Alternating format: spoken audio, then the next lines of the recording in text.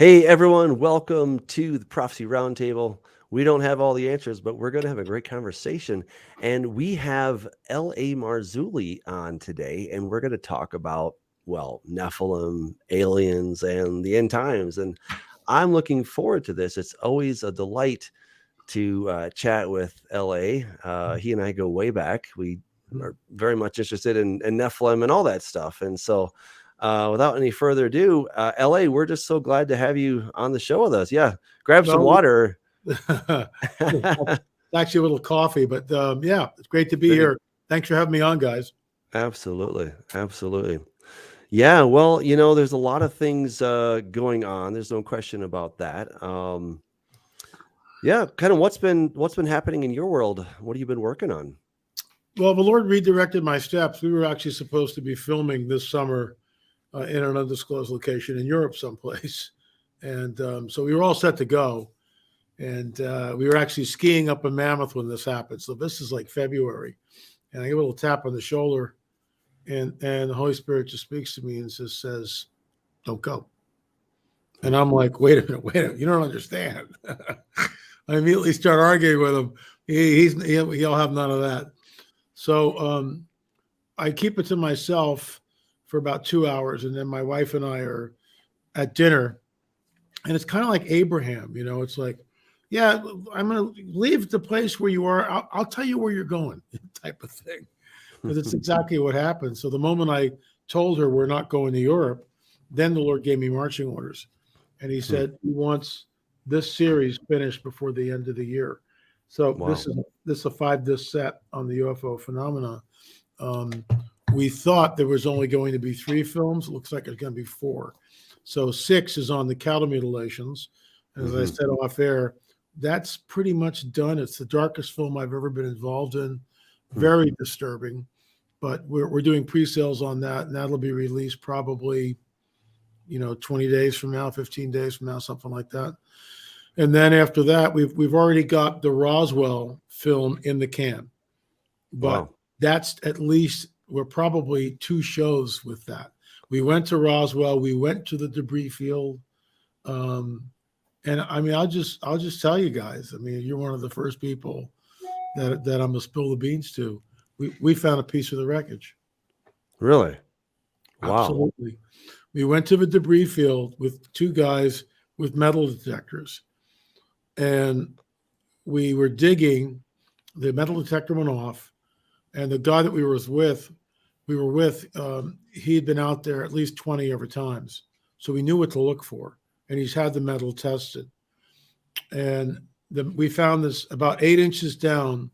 We found a very small piece of metal, about 1.5 inches long at the most, about the width of my little finger, and folded in on itself.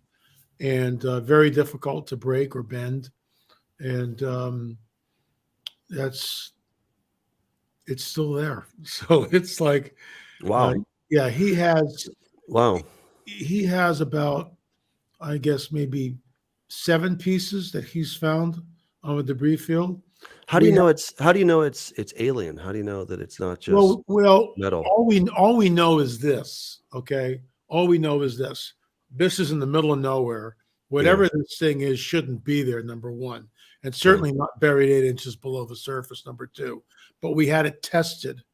And the closest metal or alloy that comes to it doesn't exist till 1972. And it's an aluminum alloy, but it's not a match. It's not a total match, but it's the closest thing to it. So Roswell is 47, 72 is, a couple of decades out.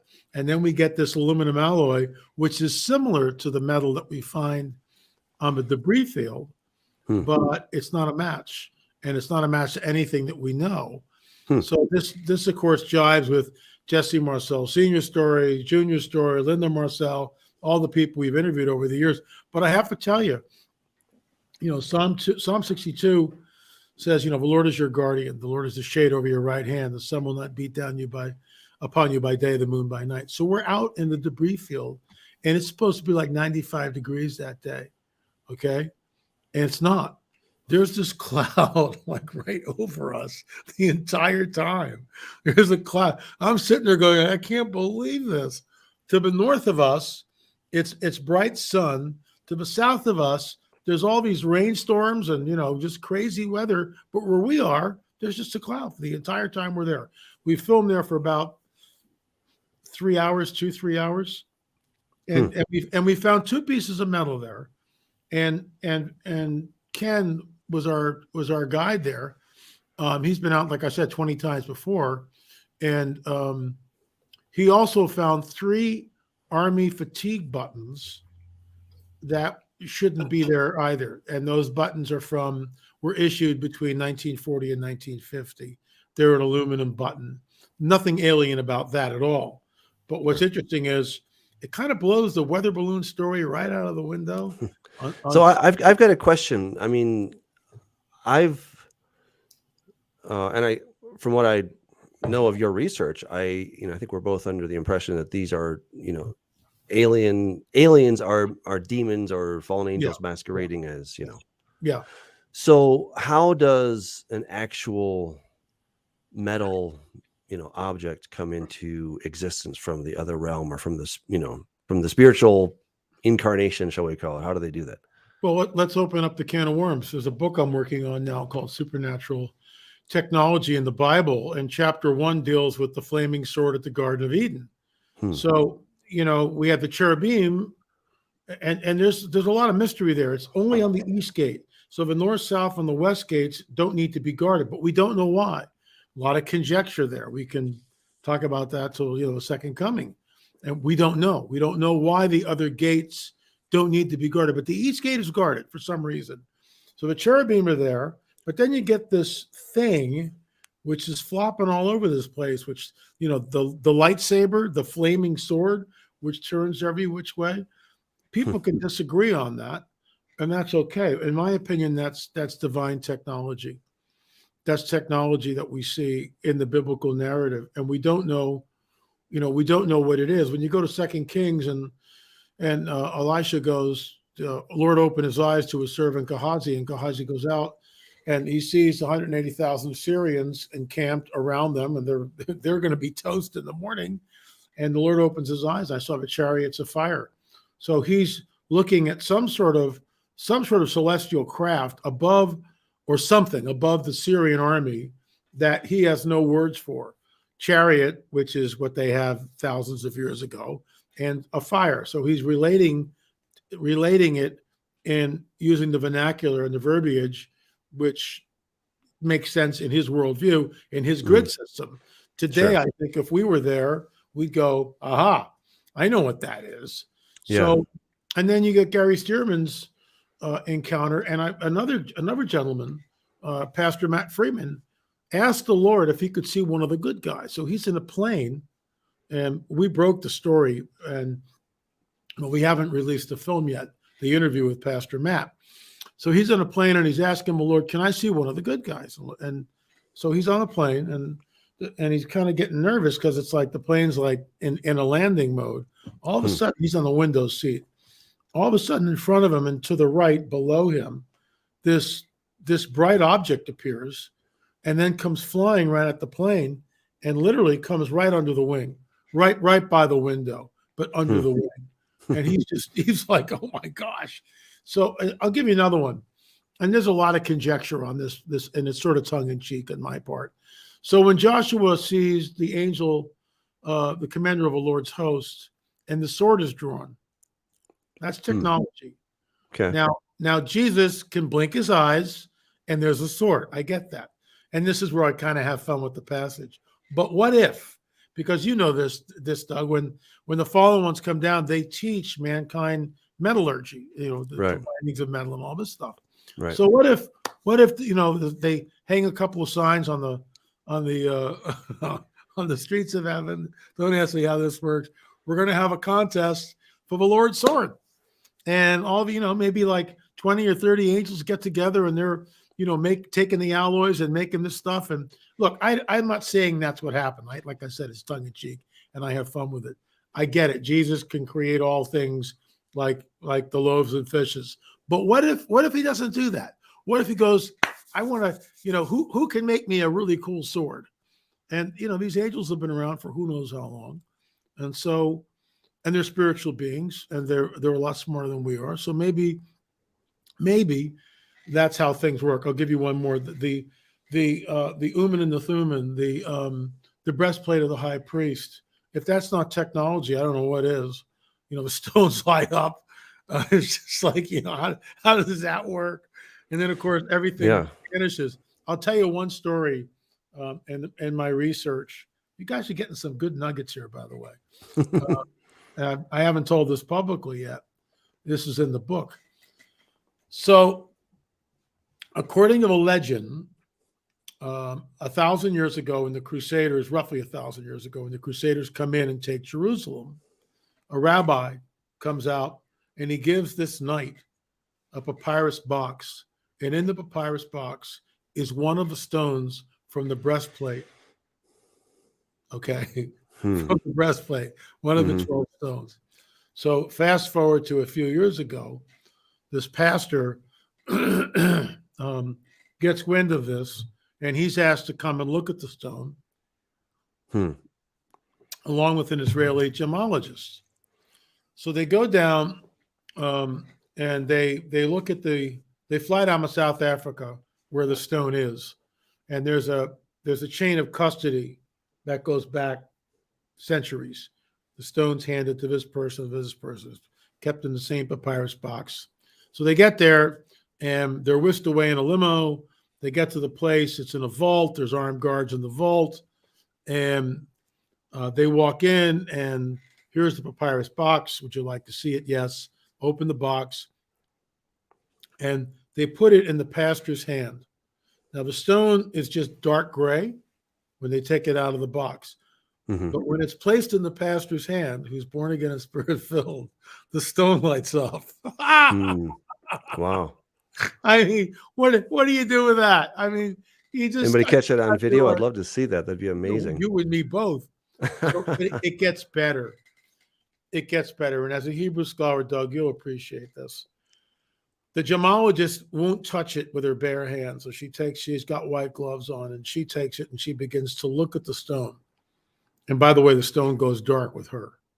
Okay. And she looks at it, and inside the stone, which is impossible to do, the Hebrew letter bet for Benjamin, and there's the head of a wolf. And she's just going, this is impossible. This was made this way. The stone was created this way. And how is that possible? Well, that's what God does. He's got a sense of humor, I guess. So, there's technology. So I'm really curious to answer your question. Go ahead, Scott. Okay, sorry. So I've been thinking a lot about Satan's endgame. How do you think? And by the way, did you see the movie Eternals, the Marvel? No, Eternals but movie? I know about it. I know about Okay, it. yeah. Okay. Yeah, so the basic thing is that aliens have been watching over mankind for all these years. And do you think that could be part of Satan's basic plan, that when God sends the two witnesses, they come as sort of the bad aliens that are coming to wreck our way of life, and Satan might be like, hey, I'm here to help. I've been watching over.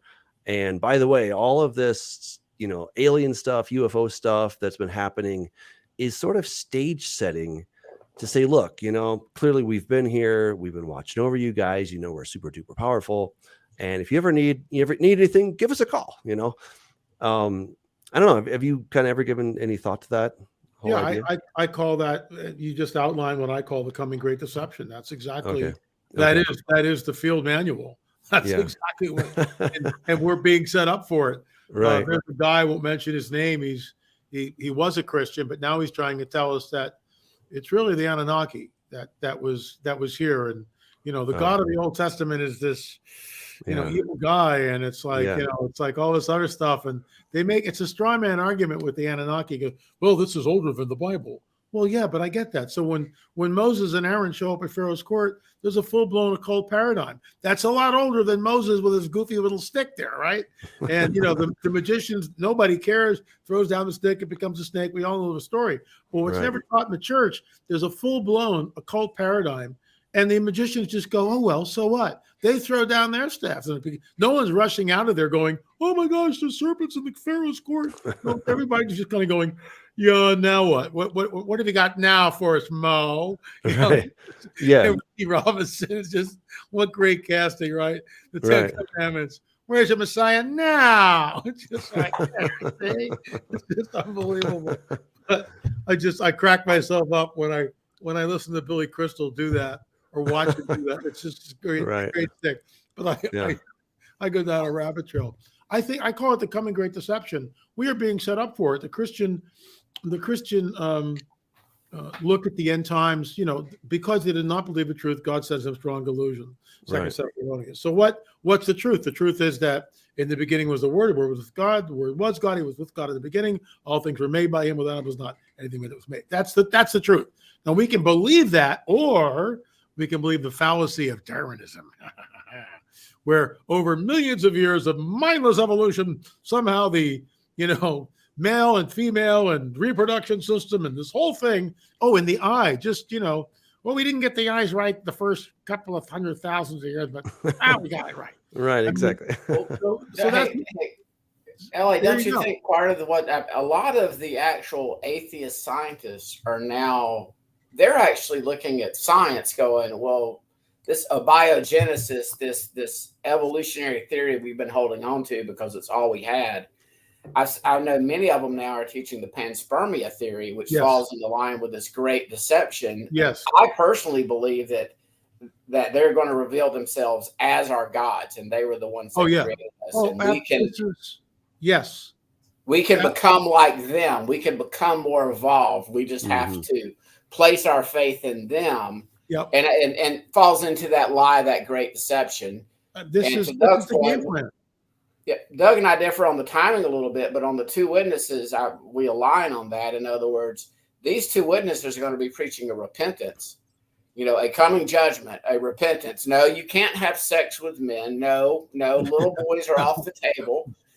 Don't cheat on your wife. Basically, a return to truth. And I believe the aliens are going to be preaching a do as thou wilt. All we need is love. Be nice to one another, but all we need is love. Like diversity, the Beatles gospel, all that stuff. Yeah, I can't agree with you more. I mean, there's a little saying I say that when they show up, they will tell us this: that they created all life on this planet. They genetically manipulated early man.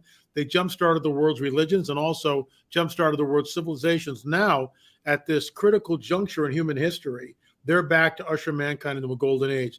That critical juncture in history, I believe, and so did the late David Flynn believed the same thing. There's going to be a nuclear event. That's going to trigger it. And Doug, I'd love to get your take on this.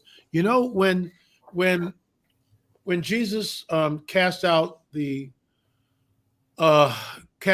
demons from the man of the tombs, and they say, hey, no, you're not. Don't send us to the abyss. It's not our time. Wait a minute. That phrase is so pregnant with meaning. How do they know it's not their time? What do you mean? Demons know it's not their time? What? What does it look like? The angel who speaks to Daniel, chapter 2, verse 43, seal up the words of this book. Men will run to and fro over the face. It's actually not chapter 2, that's the seed. But men will run to and fro over the face of the earth, knowledge will increase. How does the angel know that? Where's that information coming from? So this is conjecture. Is it possible that both the good guys and the bad guys see the timeline? They're not all knowing like God. They don't know how it's all going to come down, but they see parts of it, which is why the demons can go, nope, we're not going to the abyss. It's not our time. We'll go into the swine. And then the angel says, seal up the words, Daniel. Man will run to and fro over the face of the earth, which is where we are now. Knowledge will increase, which is where we are now. So that being said, we're being set up. We are absolutely being set up for these guys, and they are waiting. This is pure conjecture, and I can't I can't prove it, but I know this, that the UFOs, are obsessed with nuclear technology. This is why when we interviewed Robert Salas, no relation to Bill Salas, when we interviewed Robert Salas for our Watchers, we broke his story. Malmstrom Air Force Base. We broke the story in Watchers. Now it's all over, he's made the rounds, but we broke the story. And Salas was the base commander of, I think it was 9 intercontinental ballistic missiles. Well, the UFO appeared over the gate and shut all the missiles off. So this is really big in ufology, because people go, well, wow, why are they so obsessed with, nuclear bases and this type of stuff? It goes back into Roswell. Why the crash outside Roswell, 509th base, even though they had no nuclear bomb there, they were involved in it. So this is pure conjecture. And I've said this maybe on one other show. So you guys are kind of getting the breaking story, at least from what I think. And I could be dead wrong on this. It's just conjecture. But is it possible that they know that there's some sort of nuclear event on the planet which triggers their arrival? Could it be that that Damascus will be destroyed? That's actually what I'm proposing in Regenesis Code, which I hope you enjoy. I will get to it at some point. Good book, great book. It's one of the best I've ever written. But so that's actually how we start the book. I'm kind of giving little spoilers here, but Damascus gets destroyed, and then the whole kit and caboodle gets going as a result of that. And we have aliens showing up over nuclear bases and, essentially shutting them down to say, hey, we're big and powerful, so make sure to listen to us. I actually think, I think the way I see this happening is that the all of this UFO and alien stuff is going to endorse the man that they raise up. I agree. They're going to say, hey, we're behind this guy, right? Yep. And they need somebody with boots on the ground. Yep. Right. We all know that they've been working on this, all of the abductions, and they're trying to create some kind of a hybrid race. Absolutely. This is what John Mack and David Jacobs, thank you, have been talking about for a long time, that they're trying to come up with something, because they live as some kind of a semi-materialized species, and they need something here, and I think this is where the Antichrist will come in. He's going to be the beast, right? He's going to be the guy that actually mingles, hybridizes with Satan, and then they're going to say, we're with this guy, okay? And so listen to him. This is the one that we've chosen. This is our son in whom we're well pleased, And so I think a lot of the stuff that we've been seeing is all stage setting to say, we're here, we're big, we're powerful, we don't care about anything you guys do. And what's interesting, I was listening to this interview by George Knapp, who is saying that, he was asked the question, do you think they live out, beyond our solar system? He's like, no, I think they live right here. They live right here behind some kind of a thin psychical dimensional membrane. That others call the cosmic curtain. The Bible calls it the veil, and so it seems like a lot of people are coming to this idea. In fact, where do we often find them? Under the water. I mean, I'm like, oh my goodness, right? Where do we see that in Revelation 13, right? And I was on the sand of the seashore, and up out of the water came this beast, I mean, we keep seeing all these things that are happening there as described in the Bible, and yet we're seeing these play out in the real world with, it's being documented now with the Navy at whatever, at least it's coming out. I mean, well, the drip. In other words, and it's not so much drip anymore. The faucet is being turned on. Yeah, exactly. As far as the public.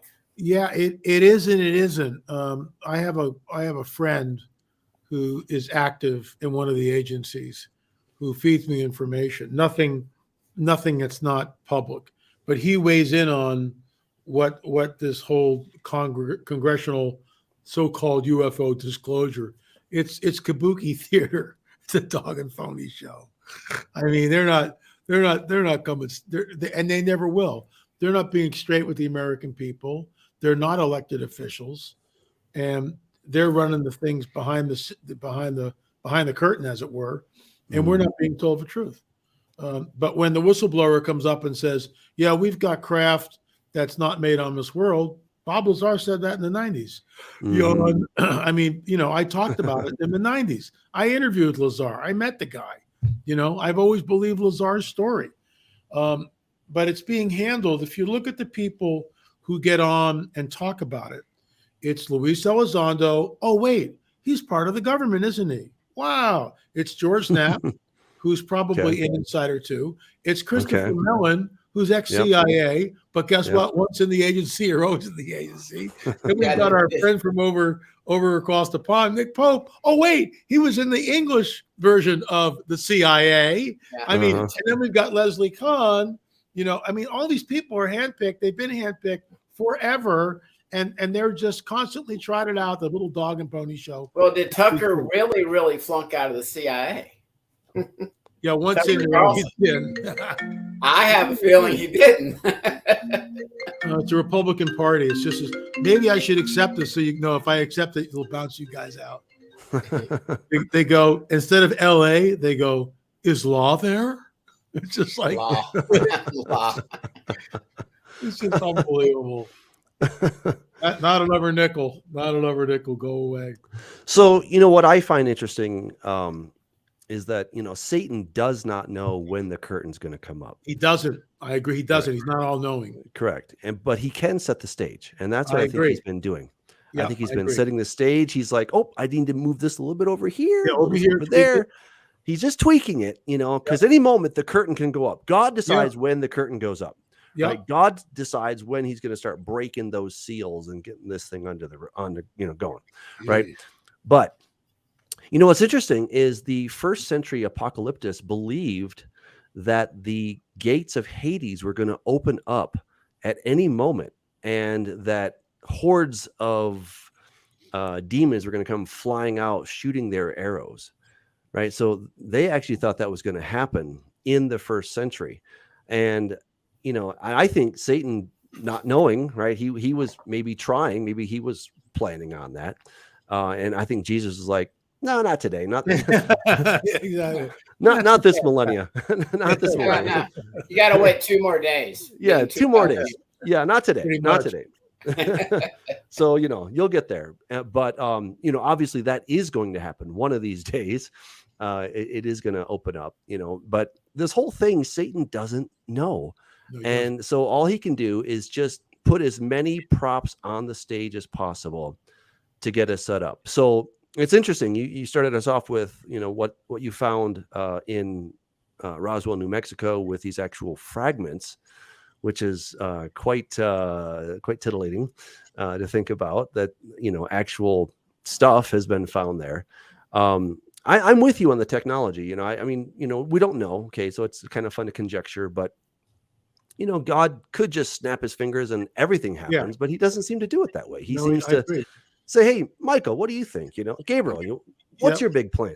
When he sent the watchers to King Nebuchadnezzar, he said it's by decree of the watchers. They didn't say it's by decree of the most holy and high God. Right. They said, no, we're making this call. Right. And so God empowers his beings to do these different things.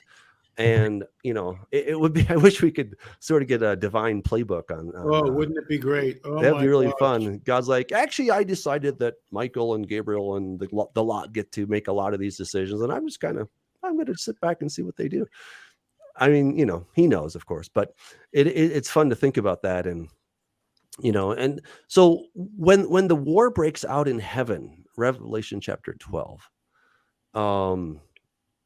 what are your thoughts? I mean, how will that look on the ground? How will the world interpret this thing? Well, we know from the Bible's point of view, but what's the world going to interpret it? I call it the Great Eviction Notice. That's what I call it. Because that's really what it is. It's like, hey, you guys, you've been slumlording here for thousands of years. You're out of here, And so he gives them the boot. And that's another thing. And it's in the book, Supernatural Technology in the Bible, even though the book is still, I think I've got 6 chapters written, and I've been working on this series. So there's only so many hours in the day, folks. And I hear you. I can't get to everything, although I'm trying. Angels, I believe, can be wounded. I don't think you can kill them because they're immortal beings. Can't kill them. But I think so. When Michael and his angels fight with the devil and his angels, they're not up there thumb wrestling, or having a rousing game of Parcheesi. Okay, Right. your turn. We're not doing that. They're fighting, and Yes. the dragon's army is what does that look like? Conjecture on my part, and I'm very much bothered by this scenario, this conjecture. What if that's when we see thousands of UFOs appear globally? Just boom, they're there. Mm-hmm. That's a game changer. So I read this book. It was really funny. So a family member from a while ago was reading this book, Way of the Shaman. And I'm like, ooh, you should watch out. That's a bad book, right? Ooh. But I just thought I'm going to read this so I can have a conversation with this guy, right? Right. I've done the same. And so I read it. I think I believed it more than he did. I'm like, yeah, I think that's all quite legit, but in a bad way. And he's like, I don't believe most of it, but I'm still into shamanism. And I'm like, I don't know. Anyway, when people took ayahuasca, this one guy took ayahuasca. He has this experience, and in his vision, whatever, his near-death vision, he sees all of these stars falling from the sky, quote unquote stars, right? These quote unquote stars fall from the sky, and they come down and they tell him, we are the real masters of this world. We fled here to get away from our enemy. Right. Yeah. Right. So, yeah. So this guy comes back, he comes back from his experience. He goes and tells the local priest, and the priest says, oh yeah, they're always saying that, because, and he takes him right to Revelation, and he shows him where the stars fall and all this different stuff. And what I thought was really interesting is, this is their basic story, is that, the stars falling, at least in the book of Revelation, stars often, almost always in the book of Revelation, represent angels. Not in the entire Bible, but in the book of Revelation many times. I agree. Yeah. And I just wonder if we're going to kind of see sort of what it might look like, kind of, falling stars or comets or meteors or whatever the things that actually fall from the sky, that might look like something like that, and we even see this in Revelation chapter 8. I saw a great star fall from heaven to earth. I think that is actually talking about Satan, because, I saw, a star having fallen is given the key to the bottomless pit, or to the abyss. Right. So, I think that's the event that we're going to see, is what will look like a meteor shower, but in fact, it's actually, Satan and his dudes all fallen to earth. So I don't know. I mean, it's going to be pretty wild when it all happens. Yeah, the last 3.5 years of this age is going to be biblical. I mean, people are like, it'd be cool to live in Bible times. Well, if we're in that last terminal generation, it's going to be biblical, and I mean, off the chain biblical. And I agree. I mean, when he says the days of Noah, the days of Lot, I mean, all we need to do is look around what's going on. The spirit of the age is Baphomet, head of a goat, breast of a woman, body of a man, legs of who knows what. I mean, it's Baphomet, and we see it being pushed on a global level. Which one out of five children now are being programmed, and with that spirit. And it's not just the programming and indoctrination. There's a spiritual component here. Oh, there's no doubt about it. In fact, I live in the Santa Monica Mountains, and a mile from me is, I'm not going to say his name publicly because I won't besmirch him, but he's in some ways the poster boy for the transgender movement. And he's a mile from the house where I live. Don't you mean they? Huh? Don't you mean they? Yeah, he's a he. Where they live. Come on, get your pronouns right. Exactly. Let's get the pronouns right. Yeah. And I have recently battled this thing, and I realize that might sound strange, but it's happened once before. It happened when I was in Fatima, Portugal, filming, and we were filming that this was not the Virgin Mary appearing to the three kids. This was an ancient entity. And it didn't look anything like the Mary of the Bible. It never said, I'm Mary of the Bible. It said, when the children asked where you're from, it said, I'm from the sky, never heaven.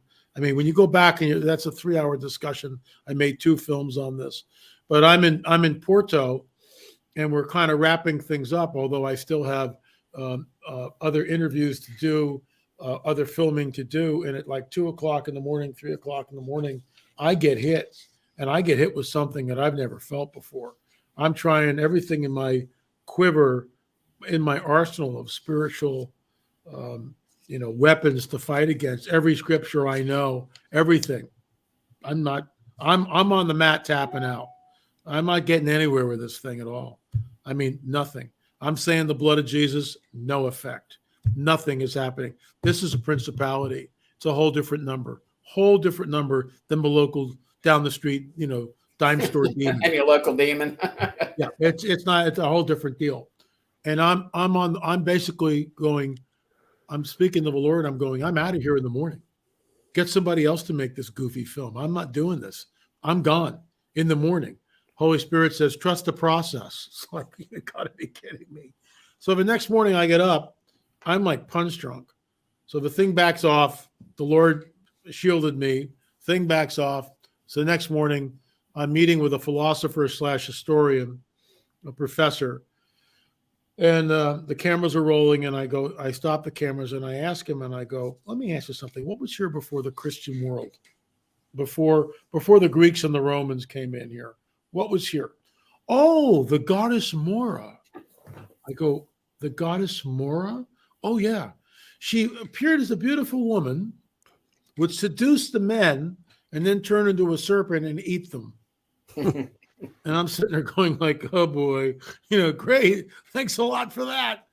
So fast forward now, that was in 2017. So now it's 2023. And I'm getting slammed last week. I mean, just like slammed. And all of a sudden what pops into my head, call on the angels. And this has never happened to me before. I mean, I'm on the mat tapping out. It's that bad. I have no power over this thing at all.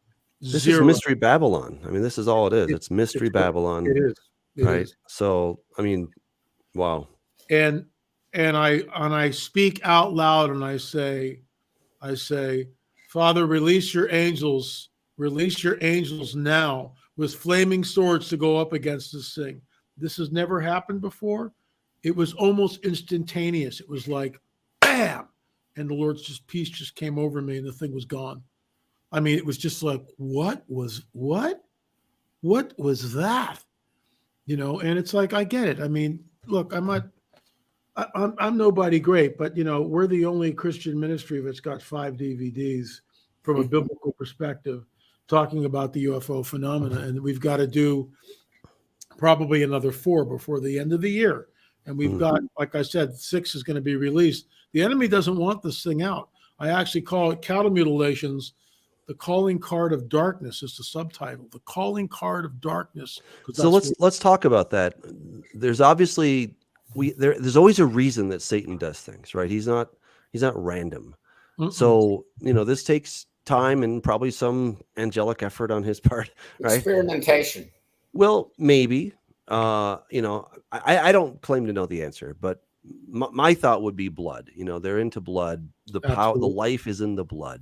Yep. And I think basically he needs batteries. I think the blood is his version of batteries. Yep. And the more charged it can be, the more innocent it can be, the better the buzz. Okay. And but cattle, I guess, are a decent stopgap. I don't know. What are your thoughts? Why is he doing it? We know that it is happening, but why? Okay. What are your thoughts on that? This is for those of you who are watching this and aren't used to this stuff and have not traveled down this road. This is going to sound really strange, but I've been immersed in this for decades, and it's very dark. It's very ominous. It's very nefarious. Women are taken. Now, you don't have to take my word for it. You can go back and you can Google Brett Bart, Fox News. Brett Baer says that some women who are taken aboard UFOs find themselves pregnant. That's called the so-called alien abduction phenomena, where women are, and this is our fourth film in the series talks about this, where we actually have 4 people who have been taken, 2 women, and both women, the children, the babies were taken from them in the 3rd month of pregnancy. Okay. So when you take a baby that's not fully grown in the 3rd month of pregnancy, you've got to place that child somewhere so it can grow into and fully develop. The cow's blood and human blood can be used in transfusions. Cow blood, bovine blood can be used in human transfusions. That's a medical fact. In fact, they use bovine blood sometimes in theaters of war because it's more readily available. Wow. They also take. Let me just show you something real quick. Stay there. They also take some of the material. Mm-hmm. I'm in my studio here. It's all good. At an undisclosed location. That's right. They also take some of the material, and I'll show you some pictures. So this is what it looks like. Wow. That's where the ear was. The sex organs are cored out. Like I said, it's the darkest film I've ever done. Mm-hmm. The anus and udders and sex organs are cored out. Yeah. Yeah. People need to understand they're not just killing cows. They're doing something very surgical. And the first thing that happens is the blood is drained from the animal. Mm-hmm. Take all the blood. So, and I show this in the film because I, excuse me, I'm talking to the rancher who's lost 16 cows. I'm talking to a woman who's been immersed in the cattle mutilation of Snippy the horse, which is sort of ground zero. And I propose a theory that is it possible that they are creating artificial wombs? And they said, yes, I can see how they would do that. So in my opinion, and this is also based on the experiencers who were taken aboard the ships and see the glass jars, whatever they're made of, with the fetuses in there in different forms of development. They've seen it. We've heard too many reports of that. So while that sounds completely bizarre, and I show it in the film, what was it, a month ago? They were talking about artificial wombs, harvesting babies in artificial wombs. So we're already playing around with it. Well, the dragon, I remember asking Chuck Musser this decades ago. The dragon's outnumbered 2-1. He's creating an army. So the blood, and I agree with you, they feast off the blood, but the blood is also used in some sort of an artificial womb with this hybrid entity, which is soulless, in my opinion, and looks more alien than human. At least the early ones did. But now they can pass. Now they can pass, fully pass. And here's something else. I just heard this today. A friend of mine was traveling to Los Angeles, and he knew the pilot. He's also a pilot himself. So he's on the airlines, and he's talking to the pilot up in the cockpit because they know each other. And one thing leads to another. And the pilot says, yeah, I got to tell you something. This whole thing with these reptilians coming aboard the plane, he says, we keep seeing these hooded figures, these men wearing a hoodie with dark sunglasses. They never say anything. And we've seen them now for a couple of months. They're traveling on the planes, and we're not sure what they are. They never say anything and never take the glasses off. So maybe the Vogue model wasn't so crazy. You know what I'm talking about. I've seen the video with her. Whatever she saw completely freaked her out. She's not drunk.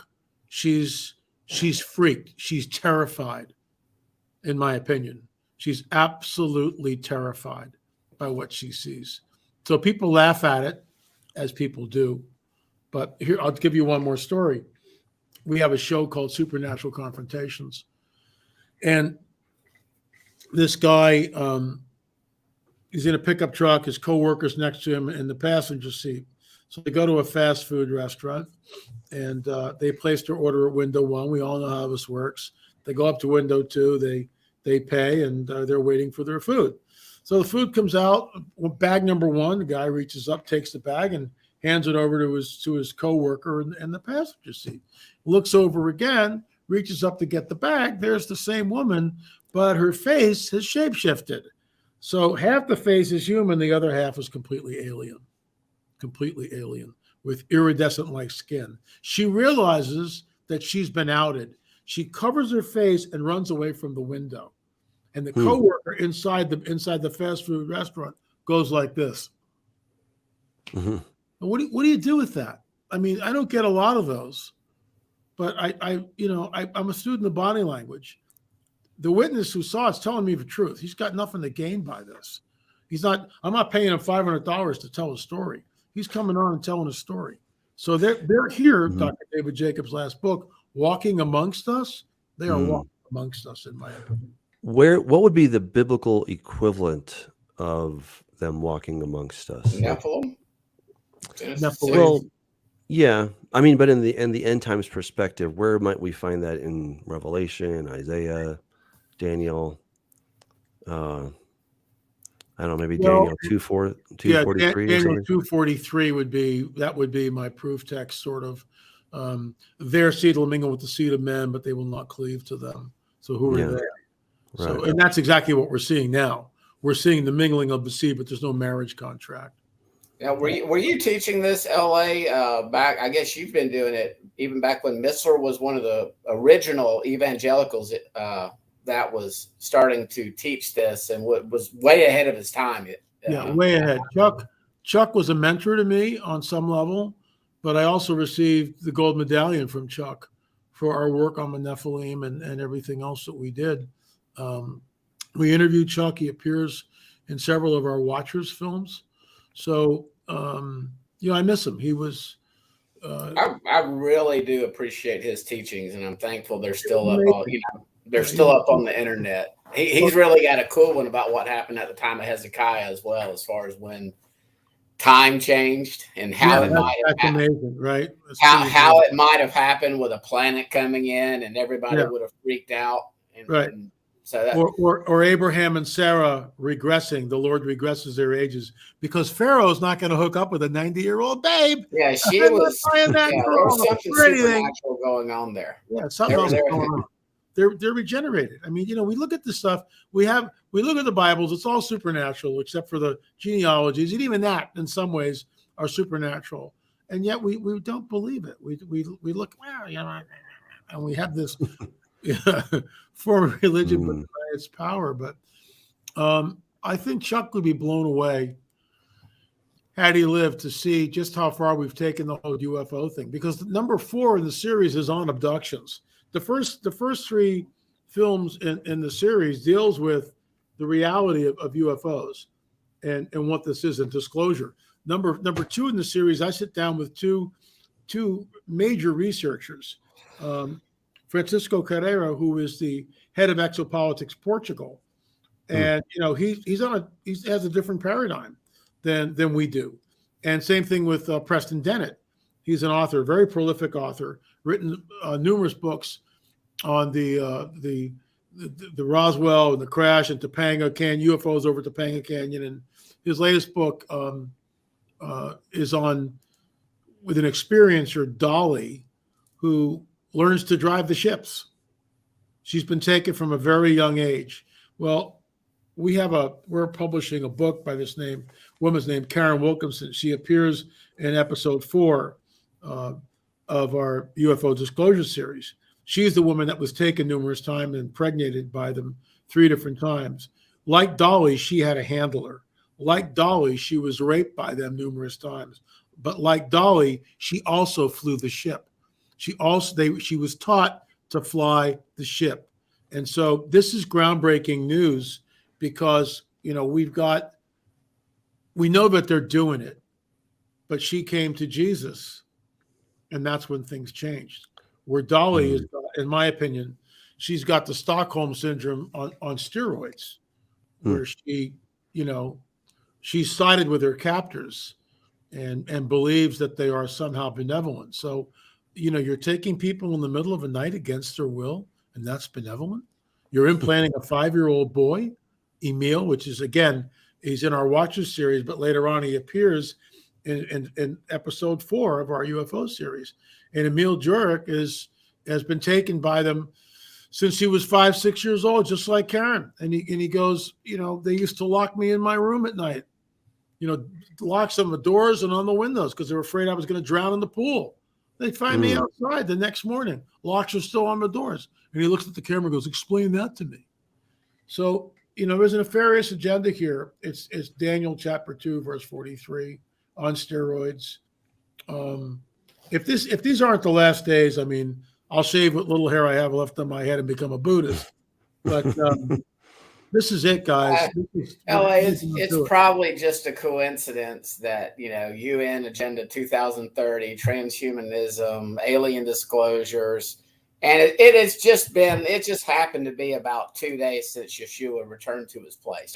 Total coincidences. Total coincidence, right? Doug will get on to me. He sometimes thinks I'm maybe a little too dogmatic, and I never teach or preach or say, sell everything, go to the top of the mountain. No, of course not. Yeah. But if, he admonished the Pharisees at the time and the religious leaders, you can look around and how are you not seeing what my word said would happen at this time? In other words, he was pretty upset at them. Very much so. We're missing the signs, missing and they had this, and I know you guys know this. They had the signs. All they needed to do was count from when the decree from Cyrus goes out till Messiah comes. It's all they have to do. And there he comes walking in right on the day, the appointed day. He dresses himself. He's on the donkey. I mean, he's arranging the whole thing. This is it. Just count the days. Count the days from a decree to rebuild the temple. And here I am. And they miss it because they did not know the day of your visitation. Come on, guys. How much more us? We've got everything at our fingertips. I mean, if this, like I said, we are down. You can't fix this anymore. 20 years ago, I would say, well, we can fix this. You can't fix it. You can't. It's over. I mean, we are the freight train is on steroids and the conductor is dead. So we're flying down the tracks. My buddy Curtis Reed, that he's got a channel, Donkey Speaks. He's like me. He's not saying, look, guys, I'm not predicting a date, but the plane is coming in for a landing. Mm-hmm. It's just a matter of whether it's another 5 years, whether or not 10 years. I mean, it could be longer. I'm not going to retire and go sit on top of a mountain and do nothing. I think we're called to keep our hand on the plow. Yeah, I'm working harder now than I've ever worked in my whole life. For crying, I'm 72 years old. I'll be 73 in December. It's like retirement next. What's that? There is none when you work with the Lord.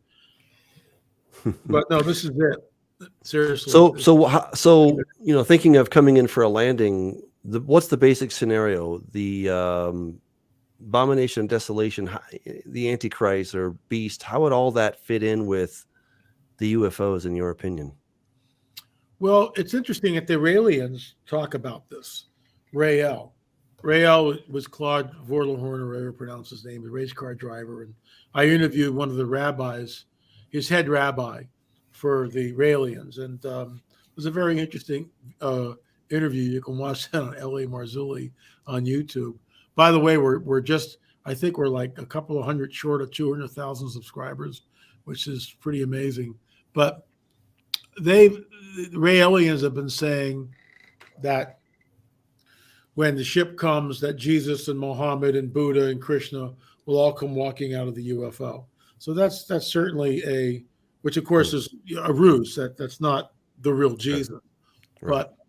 But and that certainly is a very viable scenario. I mean, I could see it coming down just exactly like they're saying. I've talked to abductees who have been shown, holographic films of the crucifixion. How is that possible? So we're in the high strangeness here. We really are. And it's, even the elect would be deceived if that were possible. Men think for fear was coming upon the earth. Satan comes with all signs and lying wonders. This is all stops out, man. This is unlike anything we've ever seen. Our friend Brad Myers says Revelation 16. Yeah, there are three. Hey, Brad. There are three frog-like demonic beings that do signs and gathered the rulers and their armies to battle against the Lord. These are the demonic beings looking like ETs. Yeah, I mean, it's some pretty crazy stuff when you start putting it all together. And I read this book. I want to mention something here real quick. Yeah, please. Brad Myers is the first guy I know that called it the coming great deception. Now, whether I got that phrase from Brad, I don't know. It's very possible. But I wrote about it in my very first book, which was published in 99. So, I was writing it in 95, 96.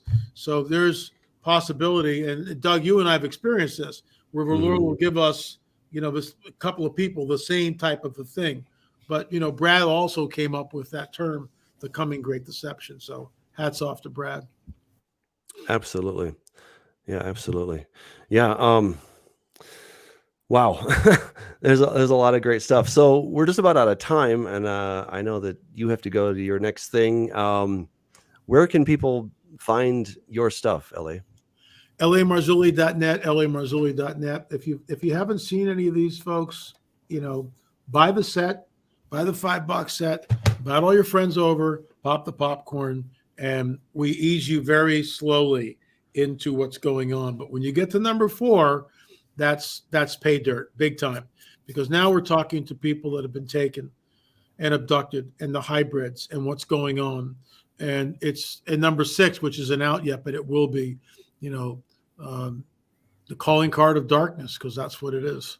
And then, of course, 7 and 8 will be on Roswell, and number 9 will be what is the truth, where we've already interviewed Nick Pope and Nick Redford and George Norrie and Gary Stearman and Mondo Gonzalez and others. I've already interviewed them. And Doug, I'd like to get you on this, even if it's just a Zoom call where you weigh in on it, because that would be important to have you in the film too. What is the truth? What are we looking at here? Are these really friendly aliens? Is this the return of the Anunnaki? I just love that one. It's just like, it's the Anunnaki. They were here before Moses in the Bible. Well, that's a straw man argument. So what? That doesn't mean anything. So who cares? God moves when he moves, and then that's the truth. Yeah. But so it's LAMarzulli.net, LAMarzulli.net. Our YouTube channel is LA Marzulli, and we're hovering right around 200,000 subscribers. So I do 5 shows a week. Wow. About 199,000 more than I have. Yeah, awesome. Well, thank you, LA. Thank you, guys. Really appreciate it. Yeah, I just want to let everybody know the paper version, the hard copy of Regenesis Code is now available. The Kindle is still coming, so hang on for that. And the audiobook is available as well, so you can start getting that. So please do. Thank you again, LA. Thank you, Scott. It was great being with you guys. And everyone, hey, the Lord's coming, so keep your eyes on him, and a lot of good things ahead. Till next time, God bless you.